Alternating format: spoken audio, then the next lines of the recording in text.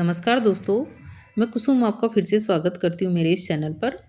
देखिए दोस्तों, हमने अपने 3 टॉपिक कंप्लीट कर लिए हैं, जिसमें अपना पहला टॉपिक था प्रागैतिहासिक काल, दूसरा अपना हड़प्पा सभ्यता और तीसरी अपनी वैदिक संस्कृति। ये हमने तीनों टॉपिक कंप्लीट कर लिए हैं। आज अपना चौथा टॉपिक होगा द्वितीय नगरीकरण या द्वितीय नगरीय क्रांति।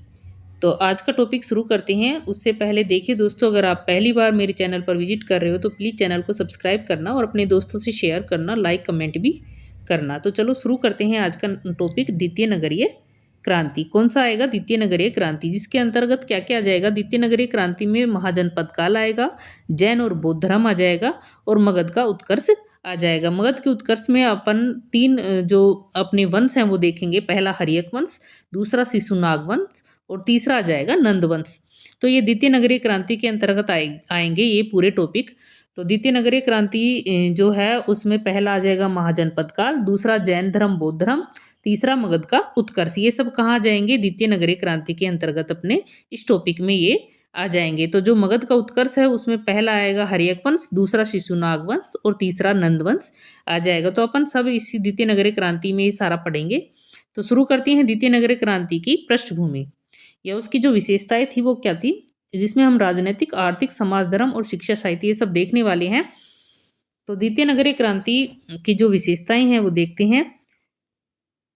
6ठी शताब्दी ईसा पूर्व में शहरीकरण का दूसरा चरण शुरू हुआ। जो 6ठी शताब्दी ईसा पूर्व है उसमें शहरीकरण का कौन सा चरण शुरू हुआ? दूसरा चरण शुरू हुआ। देखिए दोस्तों, जो द्वितीय नगरीय क्रांति है वो 600 बीसी से शुरू होती है और 300 बीसी तक चलती है। ये जो जो द्वितीय नगरीय क्रांति है वो कितने 600 ईसा पूर्व से स्टार्ट होके 300 ईसा पूर्व तक ये द्वितीय नगरीय क्रांति चलती है। यानी कि जो वैदिक काल के बाद की अवधि है, यानी कि 600 बीसी के बाद की अवधि है, और जो मौर्य काल के पूर्व की अवधि है यानी कि 300 ईसा पूर्व से पहले की और 600 ईसा पूर्व के बाद की, इनके बीच की जो अवधि है उसको द्वितीय नगरीय क्रांति कहते हैं। किसको कहते हैं द्वितीय नगरीय क्रांति?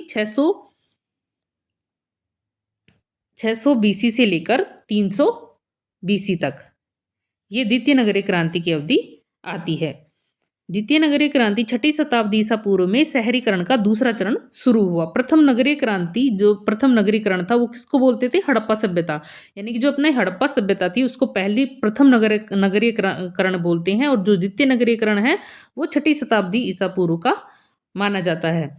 वैदिक काल की समाप्ति के बाद मौर्य काल के आरंभ होने से पूर्व, यानी कि वैदिक काल कब समाप्त हुआ था? ये हुआ था 600 ईसा पूर्व में। ये कब हुआ था? वैदिक काल समाप्त 600 ईसा पूर्व में समाप्त हुआ था। और जो मौर्य काल के पूर्व की अवधि है, जो मौर्य काल शुरू हुआ था 300 बीसी, इससे पूर्व की अवधि यानी कि 600 बीसी से लेकर 300 बीसी के मध्य की अवधि को क्या बोलते हैं? द्वितीय नगरीकरण बोलते हैं। तो वैदिक काल की समाप्ति के बाद मौर्य काल के आरंभ होने से पूर्व की अवधि को गॉर्डन चाइल्ड ने द्वितीय नगरीय क्रांति कहा था। किसने कहा था? गॉर्डन चाइल्ड ने। गॉर्डन चाइल्ड हैं उनकी बुक क्या थी? Urban revolution to India. ये इनकी बुक थी urban, URBAN, urban revolution in India. इनकी ये बुक थी किसकी? गार्डन चाइल्ड की बुक जो अर्बन रिवोल्यूशन इन इंडिया, इसमें इन्होंने इसको द्वितीय नगरीय क्रांति कहा था। 600 बीसी से लेकर 300 बीसी के मध्य की जो अवधि थी उसको गार्डन चाइल्ड ने द्वितीय नगरीय क्रांति कहा था। कौन सी बुक में कहा था? Urban, URBAN, urban revolution, REVOLATION, revolution in India, INDI। इसमें इन्होंने द्वितीय नगरीय क्रांति इसमें कहा था। इन्होंने जो रामशरण शर्मा है, इन्होंने भी ईसा पूर्व 6ठी शताब्दी को द्वितीय नगरीय क्रांति कहा। रामशरण शर्मा ने भी ईसा पूर्व 6ठी शताब्दी को क्या कहा? नगरीय क्रांति कहा। रामशरण शर्मा ने इसको नगरीय क्रांति कहा और द्वितीय नगरीय क्रांति गार्डन चाइल्ड ने अपनी book urban revolution in India में कहा। ये आप लोग अच्छे से देख लेना इनको, और ये इसकी पृष्ठभूमि है। इसको आप समझ लोगे तो आपके सारे आगे के टॉपिक अच्छे से समझ में आ जाएंगे। प्रथम नगरीय क्रांति का केंद्र कांस्य युगीन था। जो प्रथम नगरीय क्रांति अपनी हड़प्पा सभ्यता थी उसका केंद्र क्या था? उसका केंद्र था कांसा। उसका केंद्र क्या था? कांसा। लेकिन जो द्वितीय नगरीय क्रांति हुई अब, इसका केंद्र क्या हो गया? इसका केंद्र हो गया लोहा। तो प्रथम नगरीय क्रांति का केंद्र तो कांसा था और द्वितीय नगरीय क्रांति का केंद्र लोहा हो गया था। इसकी विशेषताएँ देखते हैं। आर्थिक विशेषताएँ इसमें जो कृषि में लोहे का प्रयोग होता है, जो आर्थिक विशेषताएँ हैं इसकी और जो कृषि में लोहे का प्रयोग हुआ, वो कैसे क्या हुआ? तो वो देखते हैं हम। जो इस समय लोहे का बड़े पैमाने पर उपयोग हुआ था। कृषिगत जो औज़ार लोहे से बनाए गए थे, इससे गंगा मैदानों में कृषि क्षेत्र में वृद्धि हुई, साथ-साथ उत्पादन भी बढ़ने लगा। क्योंकि जो हम लोहे का प्रयोग बढ़ गया अपना, तो कृषि अपने आप बढ़ जाती है, अंदर खुदाई भी अच्छे से हो जाती थी, उत्पादन अधिशेष भी फिर बचने लग गया था। जो लोहे की खोज हुई थी, वो लोहे की खोज तो कब हो गई थी? वैदिक काल में हो गई थी, मगर बड़े पैमाने पे इसको उपयोग कब हुआ था? द्वितीय नगरीय क्रांति के दौरान ही इसका लोहे का बड़े पैमाने पर उपयोग हुआ था। सिंह, भू और मयूरगंज से भी लोहे की प्राप्ति हुई है। जो लोहे की प्राप्ति हुई थी, वो कहाँ-कहाँ से हुई थी? लोहा हमने अंतरजी खेड़ा यूपी में खोजा था सबसे पहले 1000 ईसा पूर्व के आसपास। लेकिन जो सिंह भूम और मयूरगंज है, मयूर जो भंज है, वहां से भी लोहे की प्राप्ति हुई है। लोहे की प्राप्ति कहाँ-कहाँ से हुई थी? जो लोहे की प्राप्ति है वो सिंह, भूम और मयूर भंज से भी हुई है। तो इसके आर्थिक विशेषताओं में लोहे के प्रयोग देखते हैं। छठी शताब्दी ईसा पूर्व में नगरों के उदय और विकास में लोहे का महत्वपूर्ण स्थान था। जब छठी शताब्दी ईसा पूर्व में जो नगर का विकास हुआ, उसमें लोहे का महत्वपूर्ण स्थान है, क्योंकि कृषिगत औजार लोहे से बनाए जाने लगे। गंगा घाटी मैदानों में कृषिगत क्षेत्र में वृद्धि हुई। जो गंगा घाटी के मैदान थे, वहां पे भी जो कृषि के क्षेत्र में वृद्धि हुई और लोहे से वहां औजार बनाए जाने लगे। तो क्या हुआ? उससे उससे उत्पादन बढ़ने लग गया। कृषिगत औजार बने तो उससे क्या हो गया था? कृषि भूमि भी बढ़ी और उससे क्या हुआ? उत्पादन बढ़ने लग गया, जिससे मुद्रा का प्रचलन हुआ और व्यापार बढ़ा और नगरीकरण भी हुआ। ये बहुत सी इससे काफ़ी कुछ उत्पादन में बढ़ोतरी हुई, क्योंकि इस समय लोहे का बड़े पैमाने पर उपयोग हुआ, जिससे कृषिगत औजार लोहे से बनाए जाने लगे। गंगा मैदानों में भी कृषिगत क्षेत्र में वृद्धि हुई, साथ-साथ उत्पादन भी बढ़ने लगा और उत्पादन अधिशेष भी होने लगा। क्या हुआ? उत्पादन अधिशेष, यानी कि उत्पादन बढ़ता था, जो उपयोग होता था वो तो वो कर लेते थे, उसके बाद जो बचता था, उससे वो जो अपने उत्पादन के बाद में जो कृषि में जो उत्पादन के बाद जो बढ़ोतरी होती थी, उससे क्या हुआ? व्यापार वाणिज्य बढ़ा, क्योंकि एक दूसरे से व्यापार बढ़ा, मुद्रा का प्रचलन भी बढ़ गया और नगरीकरण भी बढ़ गया। उससे भी बहुत सारा ये सब उत्पादन बढ़ने लगा, जिससे मुद्रा का प्रचलन बढ़ा, व्यापार बढ़ा और नगरीकरण भी इससे बढ़ गया। तो आर्थिक जो कृषि में लोहे का प्रयोग हो, वो बहुत महत्वपूर्ण था। लोहे की खोज तो वैदिक काल में ही हो गई थी, किंतु जो व्यापक प्रयोग लोहे का द्वितीय नगरीय क्रांति के दौरान हुआ था। लोहे की खोज तो वैदिक काल से ही हो गई थी, किंतु जो इसका व्यापक प्रयोग था वो कब हुआ? द्वितीय नगरीय क्रांति के दौरान हुआ। लोहे द्वारा वनों को साफ कर कृषि योग्य भूमि बढ़ाने, लोहे के फाल द्वारा गहराई तक हल चलाने, लोहे के उपकरण और रोपाई विधि का प्रचलन बढ़ने के कारण चावल प्रमुख फसल बन गई। किंतु जो भी मुख्य फसल ही बनी रही, जौ और चावल क्या हो गई थी? वहाँ की मुख्य फसल थी, क्योंकि गहराई तक लोहे के फाल का क्या हुआ था? गहराई तक हल चलाने में महत्वपूर्ण योगदान रहा। लोहा उपकरण और रोपाई विधि का प्रचलन भी बढ़ा, जिसके कारण चावल प्रमुख फसल बन गई थी। अब अंदर तक खुदाई होने लगी, तो चावल को की रोपाई करने में भी महत्वपूर्ण ये लोहा काम में आया। तो क्या हुआ? लोहा इससे क्या हुआ? चावल प्रमुख फसल बन गई और जो भी वहाँ की मुख्य फसल बनी रही। द्वितीय नगरीय क्रांति के दौरान कृषि विस्तार के कारण 3 प्रकार के गांव स्थापित हुए। कितने प्रकार के गांव स्थापित हुए? 3 प्रकार के गांव। यानी कि जो ये चावल थे, चावल चावल के जो बहुत सी और भी इसकी वो जो लोहा उपकरण और रोपाई विधि का प्रचलन बढ़ा, जिससे चावल की प्रमुख फसल बनी। लेकिन जो चावल की प्रमुख फसल थी, उसकी बहुत सी जो प्रजातियां हैं वो सूत्र ग्रंथों में मिली है हमें। जो हमारे सूत्र ग्रंथ हैं, उनमें चावल की बहुत सी प्रजातियां मिली हैं, वो मैं बताती हूँ अभी। चावल की इसको चावल को कृष्ण बोलते थे, ब्रीही बोलते थे, महाब्रीही बोलते थे, कृष्ण ब्रीही, महाब्रीही, यमन बोलते थे और इसको हायन बोलते थे। ये सारी प्रजातियां कहाँ से मिली हैं हमें? चावल की ये मिली हैं हमें सूत्र ग्रंथों से। और चावल की प्रजातियाँ जैन और बौद्ध साहित्य से भी हमें मिली हैं, जिसमें चावल की प्रजातियाँ जैन और बौद्ध साहित्य से मिली हैं, जिसमें रक्तसली आएगा और गदसली भी आएगा। महासली, गदसली, रक्तसली ये सब हमें कहाँ से मिला है? जैन और बौद्ध साहित्य से चावल की प्रजाति मिली है। अब हम देखते हैं द्वितीय नगरीय क्रांति के दौरान कृषि के विस्तार के 3 प्रकार के गांव प्रमुख थे। कितने प्रकार के गांव? एक सामान्य गांव थे, एक शिल्प ग्राम थे और एक सीमांत गांव थे। तो जो सामान्य गांव थे ये मुख्य रूप से कृषि प्रधान गांव थे। कैसे गांव थे ये? कृषि प्रधान गांव थे। इनके मुखिया भोजक कहलाता था। इनका मुखिया क्या कहलाता था? भोजक कहलाता था। आसपास के क्षेत्रों में कृषि उत्पादकों का उत्पादन करते थे। सभी वर्गों के किसान यहाँ रहते थे। इन गांवों के किसान कृषि के विस्तार और अधिशेष उत्पादन पर निर्भर थे। भोजक का पद क्या होता था? आनुवांशिक होता था। ये सामान्य होते थे। जो भोजक होते थे ये क्या होते थे? ये आनुवांशिक पद पर होते थे, यानी कि 1/6 या 1/12 भाग कर वसूल करते थे। ये सर्वाधिक गांव अपने ये जो सामान्य श्रेणी के थे यही होते थे।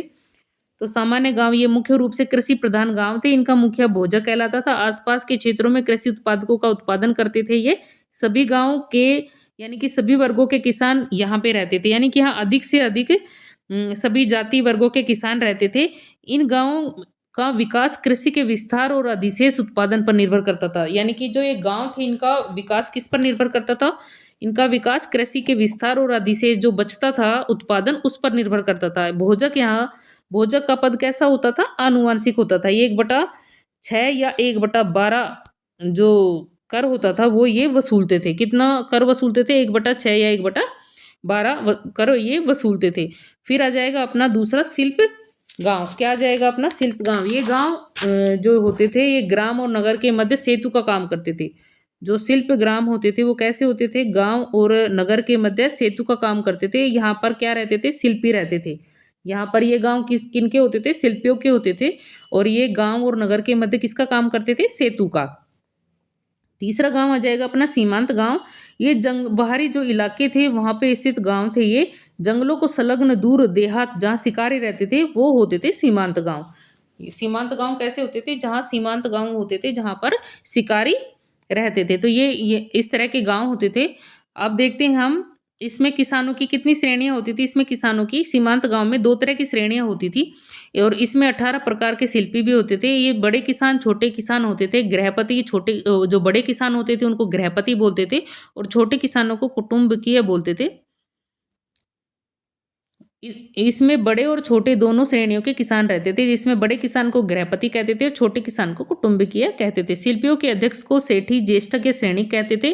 व्यापारियों के प्रमुख को क्या कहा जाता था? सार्थवा कहा जाता था। व्यापारी, ये क्वेश्चन आ जाता है कई बार कि व्यापारियों के प्रमुख क्या कहलाता था? सार्थवा कहलाता था।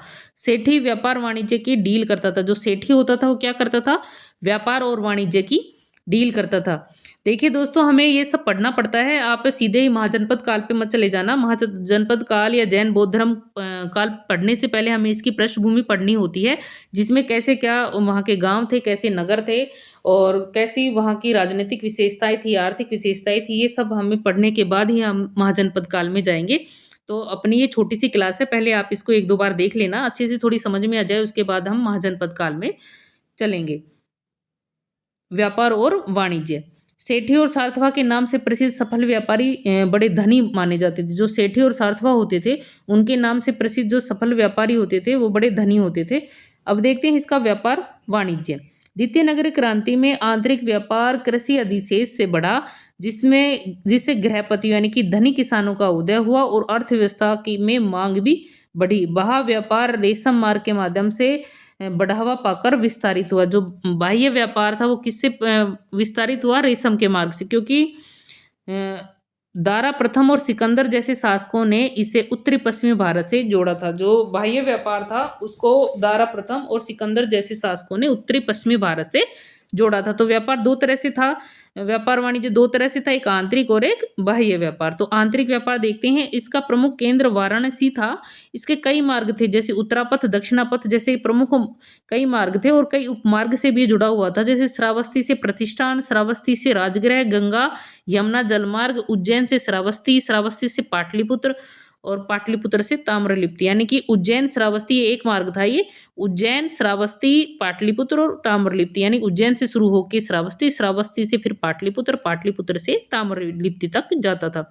तो ये मार्ग हो गया। जैसे उत्तरापथ दक्षिणापथ प्रमुख मार्ग थे, लेकिन इसके उपमार्ग भी थे। श्रावस्ती से प्रतिष्ठान, श्रावस्ती से राजगृह, गंगा यमुना जलमार्ग, 3 मार्ग ये हो गए थे। चौथा मार्ग था उज्जैन से श्रावस्ती, श्रावस्ती से पाटलिपुत्र और पाटलिपुत्र से ताम्रलिप्ति, एक ये मार्ग था।